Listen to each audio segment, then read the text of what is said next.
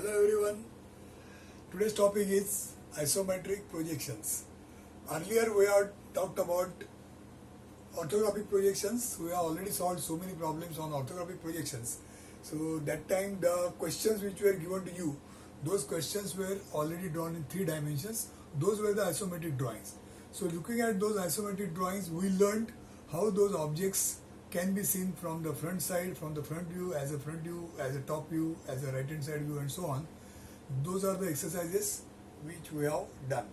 Now this is going to be exactly a reverse exercise, in the sense that you will be given orthographic projections as a question, and looking at those views of the orthographic projection, that means the front view, top view, side view, whatever is given to you as a question in the orthographic form, those views you have to analyze, you have to understand, you have to imagine, you have to think what those views indicate. And then after imagining, you should be able to draw what is going to be the 3-dimensional object which is being represented by that orthographic views. So that is precisely what we are going to learn. So to begin with, let us do something which we already know. So as all of you have already done, so let me draw the same object again.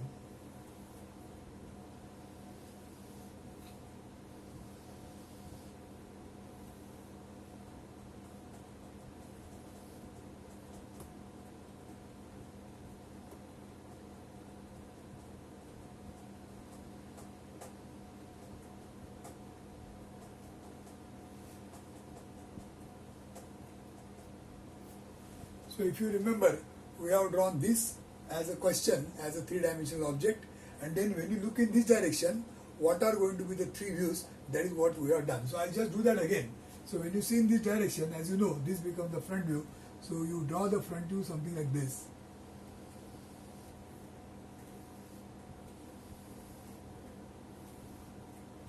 Then when you see from top, this is the front view.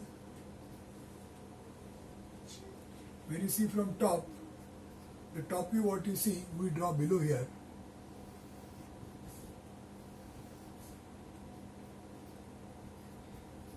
And then whatever you see from the left hand side, that is called a left hand side view, which we draw on the right hand side, which comes something like this.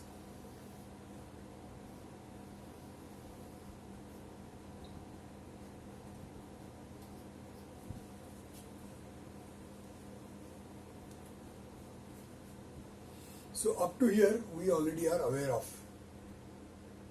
Now what we discuss here just now is that this is going to be given to you as a question. This is not given to you. And then looking at these figures, looking at the views that are given in the orthographic form, you should be able to imagine what that object could be, and then you should come out with this as an answer. Now how that is done, for understanding that, let us see how this 3-dimensional drawing is made up of. So for that, I just want all of you to concentrate on what are the kinds of planes that are shown over here. So if you look at this object, you will realize that this is a plane. This is one of the planes which you are seeing. Then this is the second plane which you are seeing, and this is the third plane you are seeing. So at the moment you are seeing 3 surfaces. For this simple figure, very very simple figure, you are right now seeing 3 surfaces. So suppose I call this as a surface which is on the right hand side. So I'll call this as surface R because it is on the right hand side. Now this is a surface which is like this on the left side. So let me call this surface as L. And then this is a surface on the top side. So let us call this surface as a top surface. So right now this box has got 3 surfaces: right side surface, left side surface, and then the top surface. So that means any isometric object, if you try to examine, which you have already done earlier, those objects, if you go on examining, you will find that the object is consisting of several planes. Some of the planes are of this type, that means they are the planes which are of the right hand side kind of planes. Some planes are left side planes, and some planes are top side planes. So these are essentially the 3 types of planes you will observe in any object which we have seen. Plus, of course, there are some inclined surfaces also there, but that we are not going to take right now. We are going to start with the simplest case. So for a simple object, you will see 3 types of planes. Now, what we want to know is, if the isometric object is made up of such kind of 3 planes, then how we will be making use of this facility or this fact for interpreting the given views and then bringing those views, converting those views into isometric form. How that can be done. So now let me just go back one step backwards, and the same object which we have discussed just now, let me show you in slightly different form. So now what I have done, I have drawn 3 lines. So these 3 lines are called as isometric axis, and these lines are drawn with specific say meaning. How are these lines drawn? These 3 lines are drawn such that the angle between them is 120 degrees each. Or in other words, maybe I'll write that first. So 120 degrees is this angle, 120 degrees this angle, and 120 degrees this angle. So all these 3 lines, they are equally inclined to each other. Now we are not looking more seriously to this 120 degree angle, but moreover what we are going to do is, suppose I draw one line here as a horizontal line, then all of you know this is 90 degrees, the way it is drawn, which means that this remaining angle is 30 degrees, and this is also 30 degrees. So now we can say that the 3 lines which we see here, say suppose I call this a line 1, line 2 and line 3, then these 3 lines are drawn in such a way that this line number 1 is vertical, line number 2 is making 30 degrees to the horizontal, and line number 3 is making 30 degrees to the horizontal on the other side. So this is the way these 3 lines are drawn. Okay. Now having done this, having understood this much, these 3 lines, could you see these 3 lines here? You will see that this line number 1, which is a vertical line, you will find that there are certain lines which are like line number 1. So this is like line number 1. This is line, vertical line, so it is like a line number 1. So this line also is like line number 1. So in the given figure, which we already know, in this figure, these 3 lines are similar to line number 1. Now what is this line similar to? This line is similar to line number 2. This line, the line which is behind, is also similar to line number 2. Any other line is there which is similar to line number 2? This is the line which is also similar to line number 2. So these lines, line number 2 which are shown, all these lines, they are drawn making 30 degrees to the horizontal. So this is drawn 30 degrees to the horizontal. That means the angle here, this angle is going to be 30 degrees made to the horizontal line. Now which are the lines similar to line 3? You will find this line is like line number 3. This line is like line number 3, and this line is also similar to line number 3. So these are the lines which are like line number 3, and that means the object which we have drawn, they are made up of only 3 types of lines, which are line 1, line 2 and line 3. Okay. Now let's see some more details. These 3 lines which are there, maybe I'll draw them again somewhere here.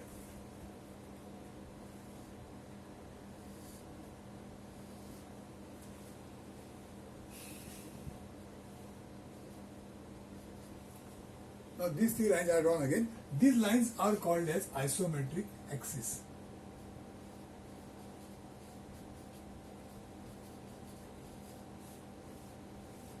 These are the isometric axis. And the 3 planes that are created, you can see there are 3 planes created. This is a plane which is similar to right side plane. So I'll call this surface as this plane as a right side plane. And this plane, let us call it as a left side plane. And this plane, we will call it as a top plane. So because of these 3 lines, if you look at these 3 lines as 3-dimensional lines, then you can say that these 3 lines have created 3 surfaces, and these 3 surfaces, they are perpendicular to each other, and we are calling them as right hand side surface, left hand side surface, and then the top surface. So suppose I just now, let's say, suppose there is a box like this. Now this box is, I am holding like this. Now this vertical line is line 1. This is line 2. This is line 3. And now right hand side surface is this. Left hand side surface is this.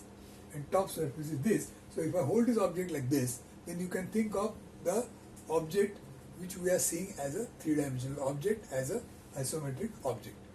Okay, so that is the relevance of whatever we have discussed so far. So we now think of this as our, let us say, a place where we are going to prepare the objects by making the reference of these three lines and these three planes. So we already saw these are called as isometric axis. Similarly, these are called as isometric planes. So this right hand side, left hand side and top, they are nothing but they are called as isometric planes.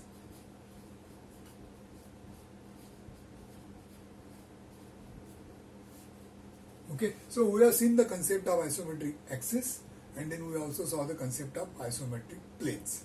Now, having seen this much, and also having an example in front of us where there is an object which is isometric object already drawn, and the views of the isometric object orthographic views are already there, and now we are going to understand or learn how to come to this three-dimensional object by looking at the given orthographic projections. For doing that, whatever is discussed as a background, that is to be now made use of.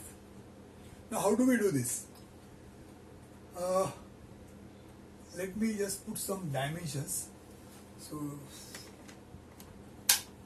let's say this is say 50. This side is 50. This side is, let's say, 80. And this side is, the other side is 10. So it is 80 by 50 by 10. They are the dimensions of this box. And when you see in the front direction, which you already done, you know that this is going to be 50, this is going to be 80. In the front view, in the top view, this 50 will continue to be 50 because we are drawn them in the same line, and then this 10 will come here. Similarly, from the left hand side, when you see the left hand side view drawn on the right hand side, which is already there, the dimensions here will be 10 here and 80 here. So this is of course nothing new, all of you are already done, many complicated things were done. So this is very simple, which all of us know. So now having seen this object, and from this, if you want to prepare this object as a three-dimensional object, how do we think? Now first thing is that this should happen, say, purely by imagination. That means your imagination should click in such a way that just by looking at this object, you should realize that it is this object, and then you should draw. So without taking any steps in between, directly from looking at this, you should come to this. But then that will not happen so easily. It will take time because your imagination or your thinking should be built. So gradually that thinking will be built as you go on solving more and more problems, and after some time you will be able to get these answers directly by looking at the figures, and you will not even realize what have you done to get this answer, but the answer you will get in your mind, let's say. So that is what is supposed to happen. Let's see how to do this. Now we are making efforts, all the teachers who are teaching the drawings, they are making efforts from their own way, in different ways, to explain how to imagine and how to come to this. But the real process is here. The real process of imagination originates from your thinking, and that will happen as the time passes. Okay, so suppose this we don't know, is not there in front of us. Imagine that is not there. Only this much is given, and now we are going to come to this answer. How do we do it? Now, as you know, the object is seen like this, so this is the front view of the object. Okay, so I will call this as say one of the planes which is there. Now this is what you see from the left hand side. So if you look at this object from the left, then you will see it like this. That means the very fact that you are seeing from the left, that means this is a surface which is on the left side of the object. So that means that this is on the right side of the object. So that means this is a surface on the right side, and this is a subject, we already call it as left side. So this is a surface on the left side. So if you try to correlate this with this, then you can say that this right side surface is something which is supposed to be on this side, and the left side surface is something supposed to be on this side. So why not we draw that? So what we'll do is, I will now draw this particular surface of size 50 by 80 here, by taking 50 on this side and then 80 on this side and completing the figure like this. taking 50 like this, taking 80 like this on the right hand side, because this is on the right hand side, it is going to be on the right hand side, and this is going to be on the left hand side. So that whatever shape is there, that shape for the time being, let us draw like this, by taking this as 80 and this as 10. So the left hand side view we are on the left side, and the front view we take it as a view from the right hand side, and that is the direction of viewing. So it could be something like this. Now what are you going to do with this view? It is a top view. So obviously from the top when you see, this is what it is seen. So obviously you will go and draw this figure somewhere here as the 10 by, this is 10 and this is 50 side. So our top view is sitting here, our front view is sitting here, and our left hand side view is drawn here. So the given three views we are drawn, on the three isometric planes. Now having done this,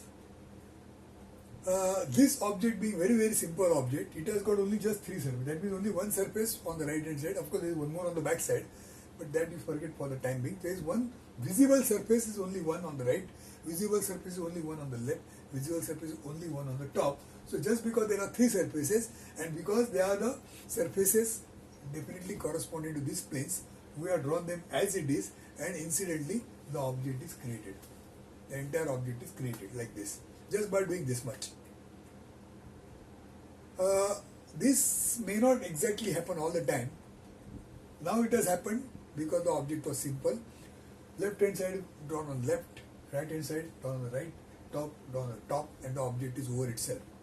But if the object is slightly more complicated, we can still make use of what we have learned by drawing the orthographic views on the isometric planes and trying to create the object. We can still do that, but then we have to add our imagination to this process. Right now I showed you some process. This is a kind of process I have shown, some method I have shown. Draw the right hand side view here, or draw the front view on the right, because the left hand side view has to be on the left. So the front view becomes the right hand side view, and front view is on the right hand side, and the top view is here. And that is what we have done. And the object also got selected, prepared, even though we have not imagined much. But then, remember I am repeating, when you do this for the more complex problems, you have to simultaneously do two things. One is this kind of thing, putting the orthographic views in suitable planes of these three planes, of the three types of planes, and plus you have to also imagine how the object is going to be. And then combining these two things, the procedure and the imagination, by combining these two things, you will be able to create the three-dimensional figure, that is a isometric figure. So how do we do that?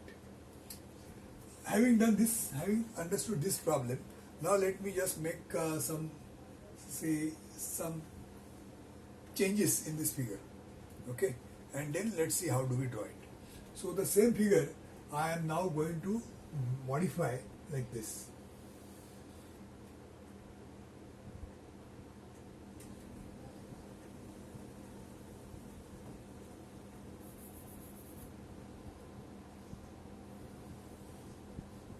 So this is 10, and let's say this is another 10 to make it 20. Height is 10. Maybe I'll make it 12, because everywhere it is 10, it might be confusing. So let the height be 12. And this again is going to be the same 10 and 10, so 10 and 10, 50.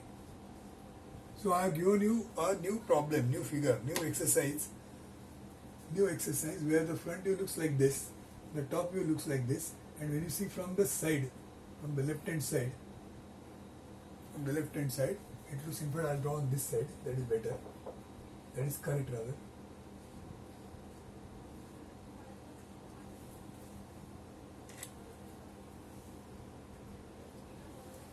So when I am seeing from the left, the object is seen like this. See, you can also have one more way of thinking. The front view see from here, that is the top view. Top view, see from here, that is the front view. Front view, see from here, that is the left hand side view. Left hand side view, see from here, from this direction, whatever you see is this. Okay, you can even remember this way of thinking. So this being the figures, now what will be the change here? First thing is, in the front direction, now there is this surface and there is this surface also. Okay, that means now earlier this surface was already drawn on the right hand side. So similarly this surface also should have been drawn, must be drawn on the right hand side. So there is one more R. On the right hand side there are now two surfaces. I'll call it as R1 and R2. So these two surfaces are going to be on the right hand side. Right?